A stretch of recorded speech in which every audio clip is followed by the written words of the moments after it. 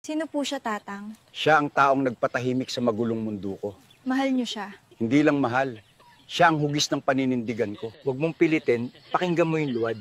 Bakit parang may kwento talaga siya? Kasi bawat hugis, may pinanggalingan. Parang tayo rin. Madaming galit sa taong ito dahil sa kanyang galing. Oo, kahit AI lang to, tiyak may mag-report naman. Truth hurts, ika nga. Isa to sa hinahangaan ko na tao. Ako din kasi may paninindigan at may isang salita. Kaya mahal to ng mga tao.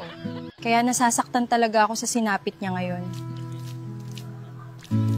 Carmen bahala sa kanila. Doble ang balik. Kahit AI lang to, sana masaya siya. Pero yung mga basher, galit at baka report pa. Anong himala ito? Paano nangyari ito? Ito na ba ang alamat?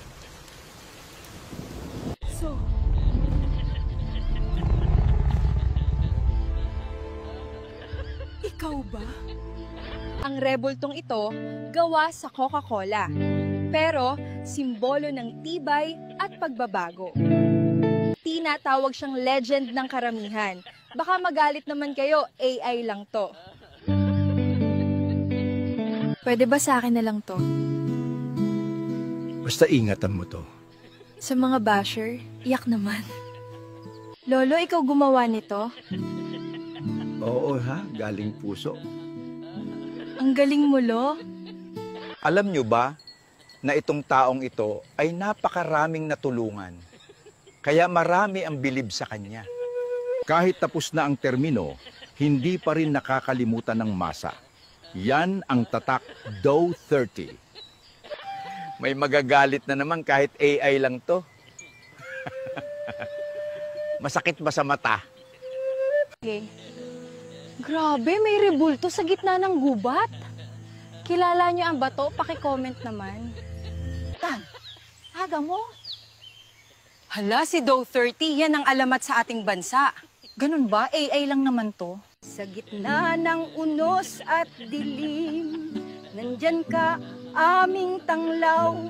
Sa iyong mga salamat, Duterte, sa iyong malasakit, paglilingkod na walang kapantay. Kayo, suportado nyo pa rin ba siya? Kaya nyo ba siyang ipagmalaki at ipagtangol sa ibang tao? Ito lang masasabi ko sa inyo, mahal na mahal ko ang taong ito. Dahil sa kanyang prinsipyo at talino. Nagpapasalamat talaga ako sa taong ito dahil sa pre-college tuition, sa panahon niya nakapagtapos ang anak ko. Tapos sasabihin na naman na iba dyan, na hindi daw si Dow 30 ang gumawa. Naawa talaga ako sa inyo dahil puro galit ang nasa puso nyo. Kahit AI lang ako, yung mga sinasabi ko galing sa totoong tao. Kaya isa lang wish ko na makabalik na si Dow 30. Sa totoo lang, sa panahon niya, mas kampante kami. Dahil alam namin na safe kami at malayo sa gulo. Pero ngayon, grabe, nagsibalikan yung mga problema. Yung iba, proud pa nag-live sa Facebook. AI lang to ha, baka magalit. Sabi nila, alamat lang to. Pero totoo pala, buhay ang alaala niya. Sana magising ang mga tao sa katotohanan na ang taong ito ay isang bayani. Kahit AI lang to,